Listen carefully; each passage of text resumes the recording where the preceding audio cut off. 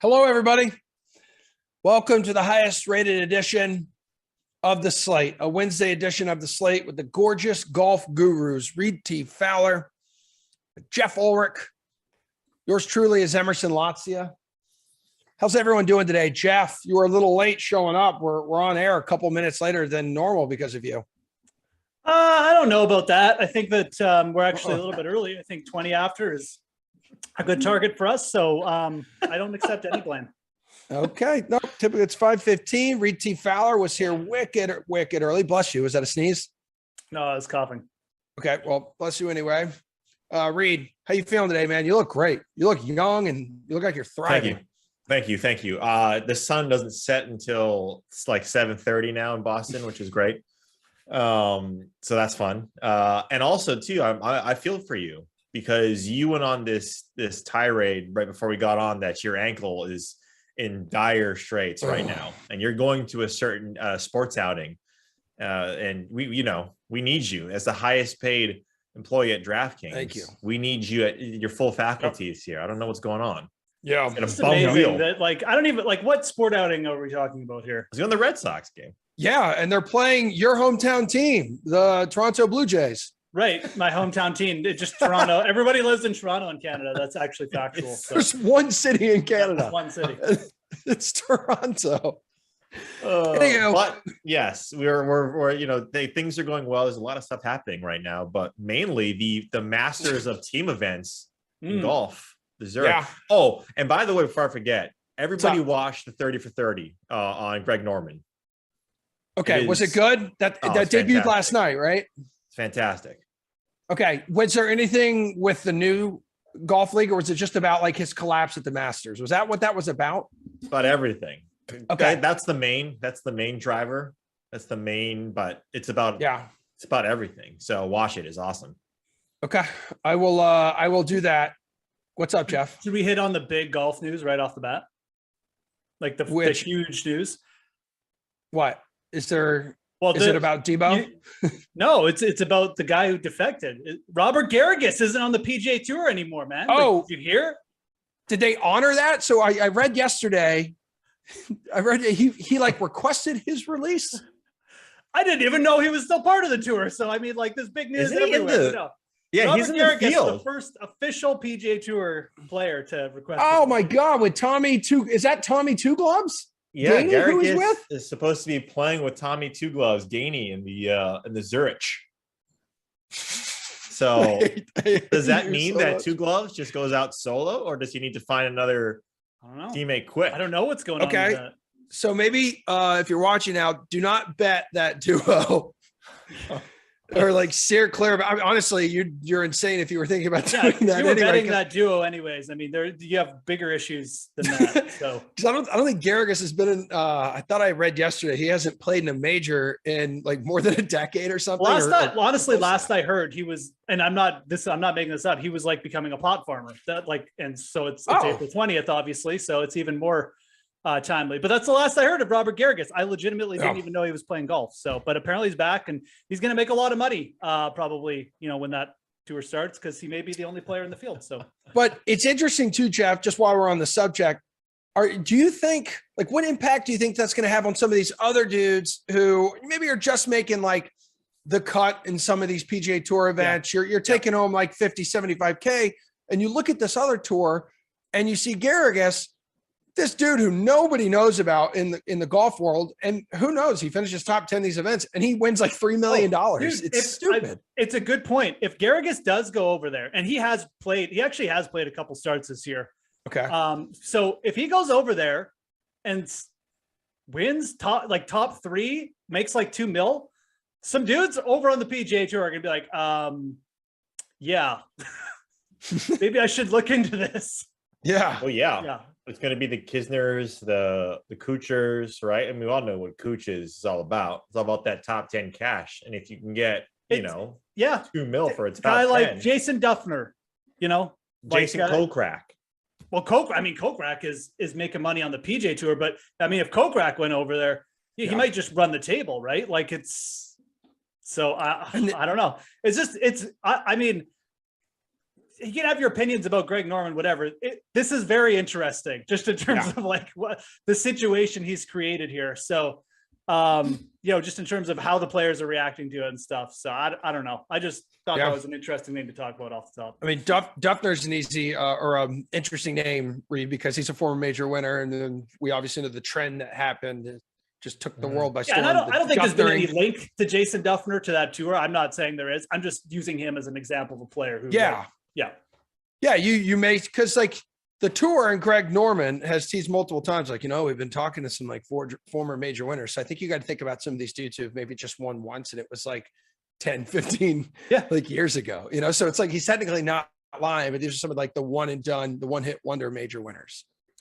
Yeah, I mean, what's the main driver? I mean, Joel Dahman came out, I don't know what the article was, maybe a year and a half, 2 years ago, where he said, look, if you asked me if I could, win a golf tournament or like in a year or just in his career, I forget the exact, so I'm paraphrasing, or make $2 million or $3 million a year guaranteed on tour, he's like, I would take the guaranteed money and not win.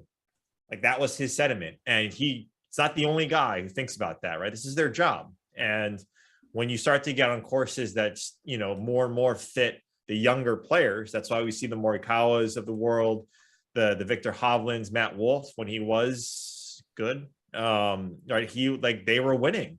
And these young guys, Zalatoris, Davis Riley, who I'm sure we'll get to in a little bit, these courses are more tailor-made for those players than they are for the Garrigus of the world and the Joel Dahmans. I hate to say it, but Dahman, like these guys have to win the RBC, the RSM, the Corrales, Puerto Rico, and the swath of 10 tournaments, maybe, right, that they could like conceivably win, right? And that, like, when you start to think, okay, 10 of the 49, 50 tournaments, that's 20% of those 10 tournaments. Like, I have to make my money in these tournaments. Like, I'm not saying that they can't do well in the other ones, like, the majors or some of these like Wells Fargo and Farmers and those type of courses, but all of the good players, all the top players are competing in those, and it becomes that much harder. So if Joel Dahman's saying, hey, I can top 10, top 15 and make close to $1 million, I want to do it. All right. Well, since we started with golf, we can just continue there. Where I do want to dive into like some Deebo Samuel stuff, maybe some NFL draft stuff, because that's just over a week away. So we can talk some sportsbook odds and maybe see if you guys have changed your opinion since last time about how to bet the NFL draft. It's an interesting event. Put a few bucks on, but yeah, let's go ahead and start on the golf side. You two have talked ad nauseum like this week about the strategy. So the Zurich, or formerly known as Zurich Classic, will feature 80 two-man teams playing best ball in the first and third rounds. And then Reed T. Fowler, you say alternate shot in the second and final. So the top 33 in ties through 2 rounds will make the cut. Is that what it is? They might be top 35 or top 33. Okay. Yeah, I mean, one of those. Top 33. Top 33. Okay, yeah, so around that neck of the woods, it's with DFS, like you take a different strategy in DFS than you do obviously sports betting this week, aren't you, Reed? Yeah, absolutely. Jeff put out a really good point in his article that you can extract some value based off of, right, the arbitrage of the sportsbook odds and DFS, right? Some teams might have the same sportsbook odds or odds on the sportsbook, and then their prices might change, right? One might be lower than another one who have the same odds.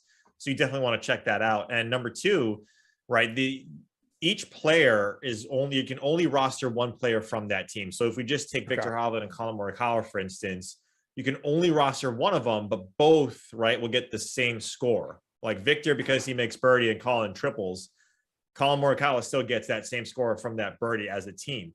Now, the one thing that you have to remember is that if any of these, and this is kind of true with what Garrigus just did, but like if Louis Oosthuizen was playing, right, or Jason Day was playing, or any one of these guys that usually WDs is playing, if those guys like WD during the tournament, you don't get those same points. Like, you don't get the points, right, like from your teammate if your teammate keeps on playing. Like, that's it.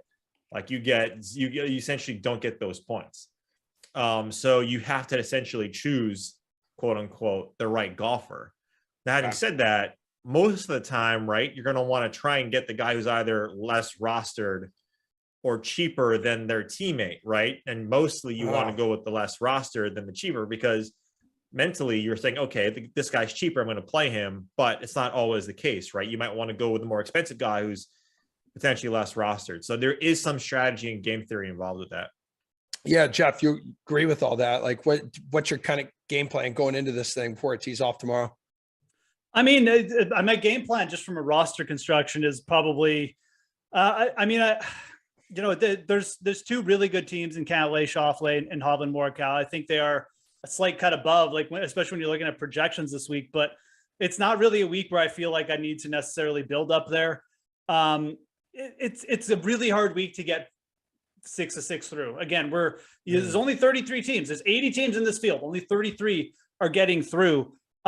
Maybe that speaks more to like you should be taking a boomer bust approach, but just with how we've seen these top teams, perform. And again, like, Cantlay and Schauffele, T11 last year, that's fine, but like it's only T11 and they're like the second most expensive team in the field this year. I don't mind starting, and I think a balanced approach. There's just so many teams in the 7K range that I think are very live to win. Like you could definitely catch lightning in a bottle with the team under 7K. Maybe like Kevin Chappell and James Hahn catch fire and make the cut or something. But I think the teams in the 7K range are really where like the upside value is. Like a team, and again, I'm just gonna throw this out, but like Troy Merritt and Robert Streb. Like Merritt's played really well. Streb can certainly get hot with the putter too. That's a veteran team I could see just getting hot and potentially like landing your top 5 finish. And there's numerous teams in this range like that.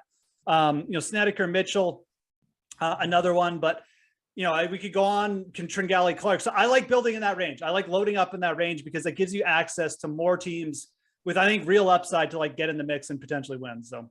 Okay. Yeah. I see your boy Russell Knox down there. Brian Stewart run $7,500. Yeah. Brian Stewart, another, past winner of this event. I don't mind it. I don't really love like the Brian Stewart pairing. And then I actually don't really like that team, if I'm being dead honest. Okay. Well, I'm looking. Russell Knox has just putted so poorly. And in a team event, like he is going to like an alternate shot. You're going to have Russell Knox, being the only putter. I just don't really like it. It looks like the upside with them though, is they have a combined 70.31% fairway rate. That's more than any other team in the field. It's good. But the thing about that is I don't like hitting fairways here. I mean, there's some water, but other than that, like hitting the rough here, not that big a deal. All right. So is driving the ball in this course read isn't necessarily the number one emphasis, like the stat that you would be focusing on? Not really. I mean, this is the team event. It's hard to really sift through what statistics, are predominant because it's a team event. So we don't know, right? When you go back and you retroactively look at the numbers, you don't know if that was from, Scott Brown or Kevin Kisner, right? Yep. It's just a team event. Yep. Having said that, it's also different than stroke play. So one guy could be really good tee to green, but a horrible teammate because that's just not how he operates. So it's a little bit based on skill, like, what feel you have with the teams, like teams that you want to roster. I think that all should factor in because you want to watch those guys, you want to cheer for them. But at the same time, I don't really think outside of, Pete Dye, we know this, right? You got to put the ball off, in the right area off the green, not necessarily on the fairway. So you have to have the right angles into these greens. And we know with any die course approach and hot putter, those two things are the main things that you need. And it's true at this event. We see it all the time, especially in rounds 1 and 3, when these guys shoot, we're on 59 watch for almost every single team because that's how good these guys are. Now, the days, like you mentioned, Emerson, in 2 and 4, when it's alternate shot, then, you kind of see the normal score, so to speak. So that's, I'm not too worried about the stats right now. Yes, they help us, but take Billy Ho, for instance. Yes. Like his stats are solid, but what's even better is that in these team events, he is like the Scotty Scheffler. Like he's just amazing in these team events and everybody loves Billy Ho. Yeah. Well, it's funny because he said yesterday, he's like done appeasing his haters. If you don't like it, I honestly don't care anymore. Like if you don't like me for some reason, I just don't care. I don't know. And I read an article. So long? Yeah, for real. I read an article earlier today too. I forgot who wrote it. It may have been on Golf Digest, but it was about basically how Sam Burns. I don't think they played together at this event yet. No, they have. They have. Okay, all right. So Yeah. that's just a brain fart. But they're saying that Burns is like a really good partner for him for like sometimes when he gets so pissed off like on the course, like Burns is like the ideal partner to help him cool off a little bit. Yeah. I mean, why not? Just Like chill, you and man. Jeff, you know? Like, I exactly. mean, Using carrots. Chill. I mean, I think both of them too. Like, I mean, Sam Burns is actually pretty intense out on the course, but I think Billy Ho is probably actually is a good partner for Burns. You know, he's a little bit more talkative. You know, he might just be like the release valve for the group. So, I mean, they played well last year. Like they were almost in the playoffs. So, I think it's a fine starting point to start with those two. And I mean, they both played well to start the year. I really can't think. Like, I think this is a very good course for Sam Burns too. I mean, you got the Bermuda greens. You've got a course where, you know, like you can really get hot with the putter, and you know, the fairway rates that Burns can get a little wild off the tee. I don't think it's going to hurt him much. He's got the par fives to beat up. It's an event and place where I'd be interested in Sam Burns if this was just a singles event, like pretty interested. So yeah, and then Billy Horschel with the great course history here as well. Yeah, I mean, Horschel, I think won this thing too in 2013 when it was just like the standard stroke play. Yeah, I'm pretty sure it was his first PGA ever career event. win. Yeah. Okay. And then we know that he won in 2018 when he was with Scott Piercy. He came runner up too. He and Burns at the QB shootout, I think, right? Or a top five. Yeah, I Yeah. think it was him and Burns, wasn't it? Or was it someone else? And Was like- him and Burns? Yeah. And you guys have, and both of you guys have mentioned how you kind of like this duo this week. You also mentioned on the show how we expect him to be a little chalky. And I know Horschel makes nearly 90% of his putts within 10 feet. And you got Burns, Jeff, who hits nearly 71% of all greens in regulation. So he's obviously one of the best ball strikers on the tour. Like those just seem like in an alternate shot format, that's a formula for success. Are there any other teams out there that you like who you think could? It's a good point you make about the 10 footers because Burns is very good from that range too. And, you know, like last year's winners, Leishman and Smith, very good from that range too. So, cool. I mean, we go down the list and, you know, we've got like some good putters. Like I think, you know, like Lowry and Poulter, I mean, Poulter's a good putter. Lowry can obviously be inconsistent, but you go down the list and, you know, maybe like a Kazire JT Poston pairing, I think could have a similar upside. That's actually a group I really like for DFS. Poston's an elite putter when he gets a roll, and so is Kazire. So those are two guys that can make all their 10 footers too. But I think that's a good point you bring up. The putting upside with Horschel and Burns, man, like there's no weakness there. Like if you give one of those guys a 10 footer, they're going to have a better chance of making it than basically any other team in the field because both of their players rank highly in that regard. And it's really hard to go down the list and find, like, I think Kazire and Poston are interesting for that reason. Maybe even McDowell and Seamus Power, the Irishman. I mean, McDowell's an elite putter too. That's kind of actually this brings me to one more team I'll mention, and I like this one actually better than McDowell, but it's Chris Kirk and Brendan Todd. There it is too. There we go, Jeff. Talk about it. Yeah, I mean, like, you know, Kirk is back on Bermuda. Reed made a great point about the Poa Greens last week.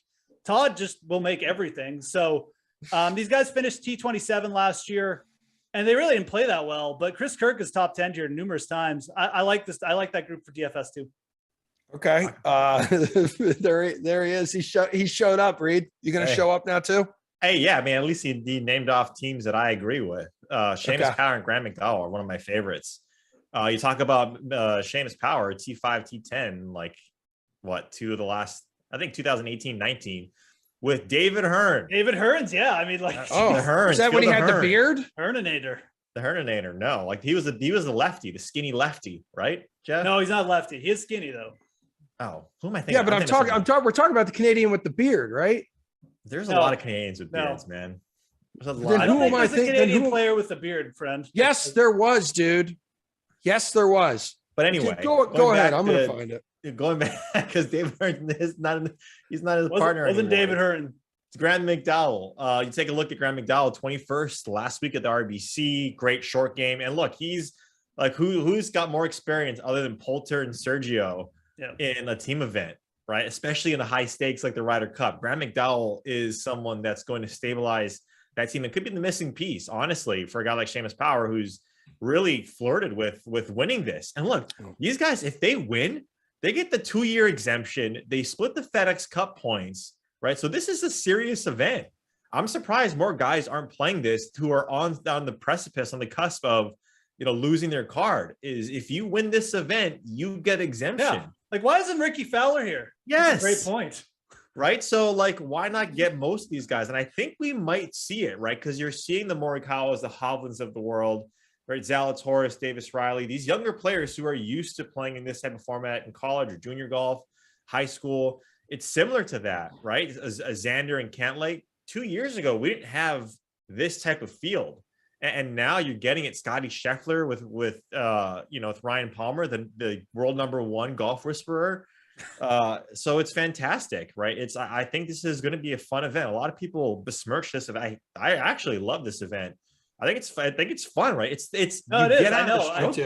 I wasn't really behind it. Maybe it's just because we have fantasy now, but yeah, okay, yeah, that definitely helps. Oh, speaking of which, this is something I wanted to bring up to you guys. Is what did you think of Wojnarowski's little clip about Kyrie? And I don't know if this is the right form to speak of it, but sure.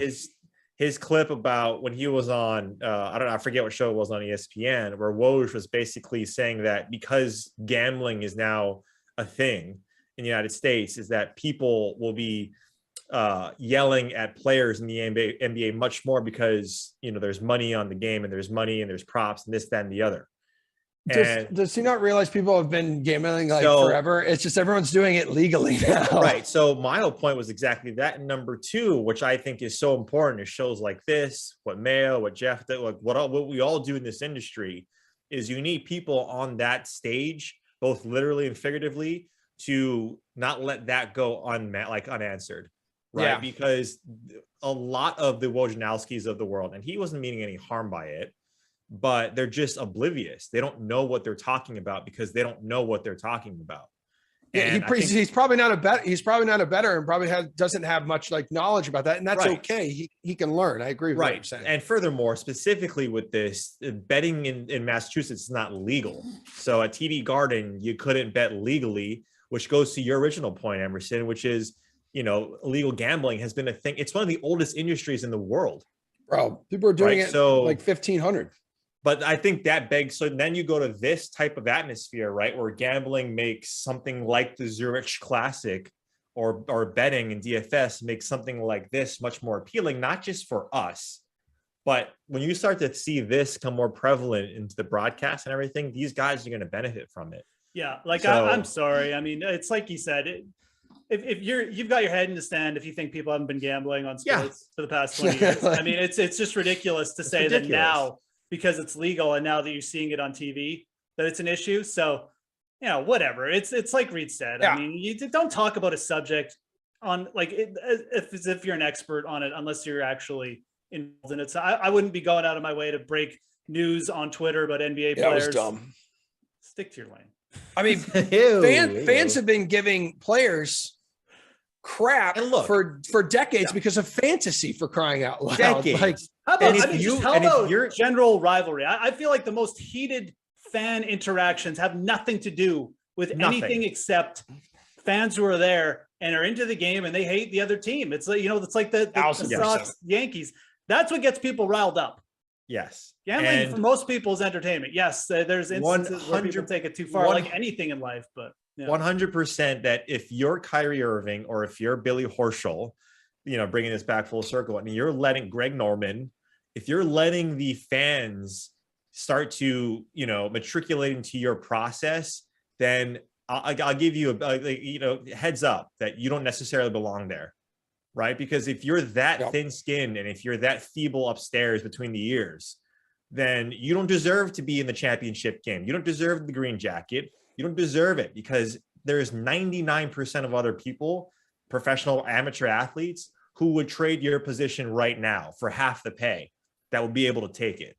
And look, I get it. Like, what fans are stupid, right? Fanatics are stupid. All of us are. I've said some stupid things in our group chat because we have certain things riding on a certain 4-foot putt from a certain Canadian. And that's part of the emotion of the sport.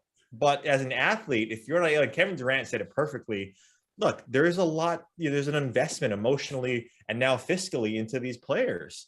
So deal with it. And if you can't, get out. I just thought it was interesting because with the whole Kyrie Celtics thing, I think you made a point of that, Reed. Like sports betting had nothing to do with that moment. Nothing. And Woj decided to kind of like springboard off of it and just take it down like his own lane. But I think main reason people are just like, people get a little up in arms and a little pissed off at sporting events. Like there's alcohol, like people will act like barbarians because they're thinking that the amount of money they spend on a ticket, the cost of concessions is like criminal at times. And I don't know, you get gouged by parking. Like people are frustrated for multiple reasons when they're in there, but I do think a lot of it just has to come down to like, you just don't like the opponent your team is playing. You just don't. Right. And again, like I mentioned earlier, like if you don't fully understand something, like Jeff put it, well, is if you don't fully understand something, don't say it, because what you're doing. And if you want to bridge this gap to, mass adoption, right, where everyone's starting to think of this differently, not as some nefarious industry that's, go like on the Silk Road where you got to, deal in crypto and all of this stuff. When you want to like actually get everybody in the same mindset that this is not just this bad, operating like industry, then you need to have people on that set that say, whoa, respectfully, I disagree, because this has been around for thousands of years before you and I were even, figments of our parents' eye, like imagination. Gambling was back when the ponies and the horse racing back, and watch Peaky Blinders. That's all you got to do. Like gambling has been around for hundreds of years. It's not. I think new. If anything too, like the fact that gambling is more prevalent and there's more education about the subject now, it'll make people more like savvy consumers of it. And by savvy, I mean, you will have less people going to games going crazy because they understand that, well, yeah, I mean, like, I'm not going to win every bet. There's variance involved and it's just part of the game. And it's part of what you do when you gamble. I think if anything, gambling being legal and out there is probably going to make people less upset at games. Right. Like it's just, that's what happens when things get legalized. People get educated about it. And well, and look, anyways, we've honestly it was a ridiculous thing for him to say, in my opinion, but whatever. The most rabid fans in my mind are football fans because you have such an allegiance to your team. And like, it's familial. Horrible things go on at football games. Just terrible. Your parents pass down your allegiance. Yeah. Right. If you grew up being a Cowboys fan, you just inherit that for some reason. And look, why do you think people now are so mad at Deebo Samuel? Right. Because he's given so much to that team. And now he's like, peace. And the fans don't have any idea what's going on behind closed doors. It is kind of crazy. Like that news, I guess I'm no longer shocked after because the Jaguars just completely screwed up the wide receiver market after giving so much money to Christian Kirk, a guy who hasn't had 1,000-yard receiving season. The Jags are just watching like the world totally burn. So like Deebo came out today and said, I want to trade. Jeff, what's a logical trade destination for this dude? Well, I mean, who has the space? I mean, that's like what we should be, looking at right off the bat, because if you want this guy, I mean, clearly he wants to get paid. He wants to get paid now. So, I mean, I can, it's not going to be Miami. They still have space, but they have Tyreek Hill. They're committed. I mean, are the Colts an option? Yeah. They're a team we've been talking about with space for a while. They do have kind of, in my opinion, a little bit of a need at wide receiver. Kansas City. Pittman's great, but, you need more than one guy, upper end guy at this point in time. The list goes on. City, I mean, right? The Chiefs have 18 mil in cap space. They just lost someone. The Jets. I mean, could you imagine the Chiefs replacing Tyreek Hill with perhaps like a bigger version of Tyreek Hill? Like I know that he doesn't have the outright speed that Hill does, but he can do some of the things Hill does actually better, which is like, take on contact, break tackles, with those line of scrimmage plays. That would just be disgusting. It's certainly a possibility. I mean, I don't know. I haven't analyzed this enough because it's breaking and I can't get my mind around like that's your boy another too, big name wide receiver going. But off the top, I think the team's like, it's contenders like the Colts and Browns and Chiefs have to take a look at this. I don't know if San Francisco would do a deal with a team like the Packers or another team in the same conference that's up there. So I think the AFC would the teams there have to be the favorites. I've seen like the Chargers mentioned. I've seen the Patriots mentioned. I'm seeing a lot of teams mentioned, Reed, that have a younger quarterback in place to kind of help that dude continue to take steps in like the right direction and like putting Deebo around him. But my thing is this also, Fowler, like you can't, this isn't a dude, this is a special player. I don't think it's someone you can just plug and play. Like you need to have a good offensive line. You need to be able to have people there that can provide space for this dude. Yes and no. I see what you're saying, right? Is because we've seen it so much in San Francisco with Shanahan. So it's like chicken before the egg. Was the system great already? And then Deebo was a solid player who became, much more efficient in our eyes, or was vice versa? Did Deebo Samuel make that system a lot better? I think, both can be true and not mutually exclusive. But, Eamon, our trusty guy behind the scenes, a tweet from CJ Golson says, Patriots and Jets have both already made significant trade offers of high value draft capital to the 49ers for Deebo. And the Jets probably, in my mind, because Jeff brings up a really good point about the NFC. I thought the Packers might be in contention, but, San Francisco and Green Bay, no love lost there. The Jets present some value, right? Especially with San Francisco and what they gave up for Trey Lance last year in terms of draft capital. Now you got the Jets with 2 picks inside the top 10. Now, if you package that with some sort of deal, hey, what happens if Jimmy Garoppolo goes with someone like Deebo, right, to the Jets? The team I don't think it's going to happen. But you start to, wrap your mind around what type of deal can be constructed. Because now, if you're San Francisco, you're saying, okay, this sucks because Deebo Samuel is great, but we have an opportunity here. We got to get rid of Jimmy Garoppolo because it's Trey Lance. That's a huge, we can, save on cap space there. What about the Giants? The Giants are interesting, even though they're NFC. Let's start talking about maybe that, package of Jimmy Garoppolo and Deebo Samuel makes more sense for the Giants. I'm not saying that they would want him, but you got to start weighing the scales here. But the Jets do present the best, I think, position for him. I think even just looking through the teams quickly, I'd almost be shocked if it wasn't an AFC team. I think the AFC teams they have more space, more need, and it's just more likely that's who San Francisco want to trade with. Yeah. I mean, it's going to be a team looking to revamp their passing game, like one that's like pedestrian, which is why I think you see the Patriots mentioned and then you consider Deebo's like pass catching skills like out of the backfield. That's tailor-made for like a Bill Belichick, like offensive game plan. Although we don't really know who 100% is going to be calling the plays. I think maybe he will this year, but I don't know. Maybe they could package like the first round pick. They want to get rid of N'Keal Harry. So if they want to give like Sam Fran so do you think, the Broncos? Yeah. You usually don't see this that would be scary. With the odds, like week to week, you usually don't see like if a wide receiver gets hurt or a running back gets hurt, the odds for that week don't really change, which leads me to believe, right, that they don't really make a difference. Having said that, though, Deebo Samuel, if he goes to the Patriots, like, does that make him someone that could be in contention here? Like, look, they're plus 4,000 on the DK Sportsbook. I don't think Deebo is the only thing that they need, but Kansas City at plus 1,000. I mean, to see them there, right? This team has been to the AFC Championship, game like 14 times in the last 3 years. Like, it's like if they get Deebo Samuel, I see them getting closer, maybe even leapfrogging Tampa Bay to be second in odds.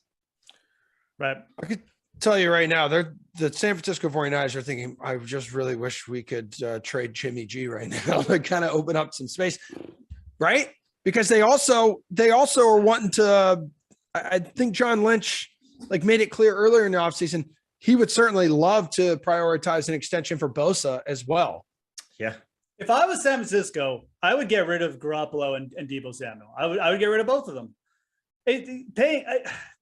This is such a deep wide receiver draft class, man. Yeah. You already have Brandon Ayuk. You have George Kittle.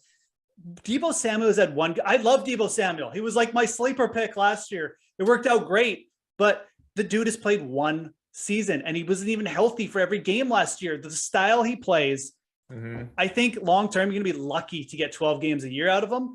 And look, that's fine. You know what? You can replace him. Like, you really can. It's just such a position where it's just so deep. It seems every year you save that cash. You can, like you said, give Bosa an extension. You can go out and maybe, make another deal for a defensive player. I just don't think these teams that are paying up for the high-end wide receiver talent, we saw Green Bay move on too, man. I think it was a smart decision long-term. I just don't think the teams that are paying up are going to be, in the long term, I don't think it's going to look like good moves.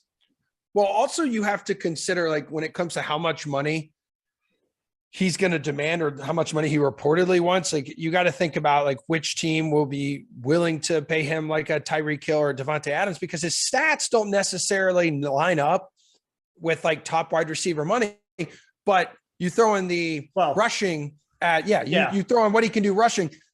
So it's like, he's one of those guys, and I totally get where he's coming from. It's like, you want to get my ass beat like I'm a running back, but then you also want me to be that deep threat dude for like a playoff team. Like, go get your money, man. I think most teams realize, like, Deebo Samuel was in a unique situation last year. Like, I think, just the all-purpose yardage and usage, I think that most people would view him in the same realm, at least as Tyreek Hill. I don't think that his asking price compared to the market right now is outlandish.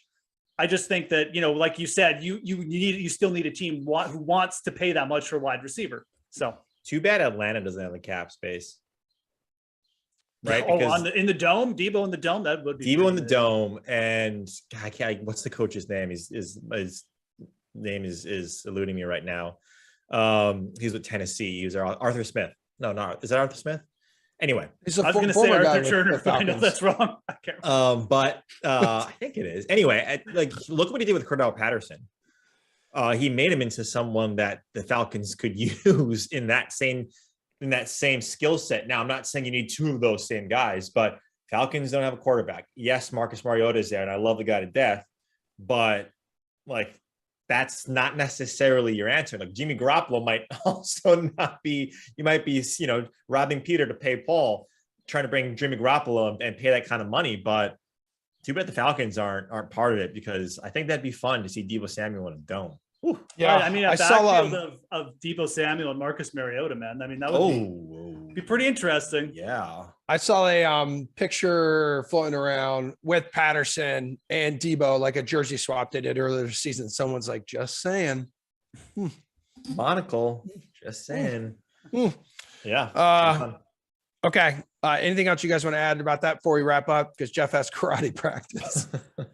It's judo, by the way. Clown, get it right or pay the price. And it's like, just to be clear, I am not practicing judo. I would be here in it's for your roommates every year. Your many roommates. He did come sweating, 2 minutes before we went live. So he came from. It's because I'm under so much pressure every day. I'm sweating constantly. Yeah, right. No, it's because you were losing another debate with your wife. That's what it was. But like, the draft is coming up. That should be a lot of fun. Jeff talked about the wide receiver class is extremely deep. There's a lot of good edge rushers. So there are. Yeah, it should be a lot of fun. And you and I, Jeff, I don't know what you're doing tomorrow. If you want to swing in and say hello during the Slate, I picked up a Thursday shift there because I care about this company, and it's going to be Reed T. Fowler and yours truly. So if you want to swing by and say hello, because I would like to dive into a lot more like draft stuff tomorrow. I have to help out with our friends at Vision first and bring my NHL and draft knowledge there. But perhaps afterwards, I could swing in for the last 10 minutes, Emerson. So. That would actually be great. Yeah. VSiN a great network of ours. Yeah. Yeah. Just like, Bison. Yep. No. Keep it Vision, because it's like vision. It's like seeing. I like that. Even though it's the poor man's VSiN. Even though he doesn't know it's Vegas, it's an acronym. I like how it's, it adds to the allure of Jeff Ulrich. Oh man. All right. None of my Canadian pronunciations. You're incredible. You and Glass should be hilarious in like a pronunciation contest. Like, I would actually pay to watch that. It was terrible when we used to do Sims together. We literally just spend the whole time talking about if our pronunciations were correct. And then we looked them up and they were all wrong. Oh God. All right. Love you guys. Eamon, DK behind the scenes. Appreciate you dudes. And yeah, Rena will be back tomorrow at 5:00 and maybe Jeff for a Thursday edition of the site. We'll see you later, guys. After Vism. Yep. That was funny, dude.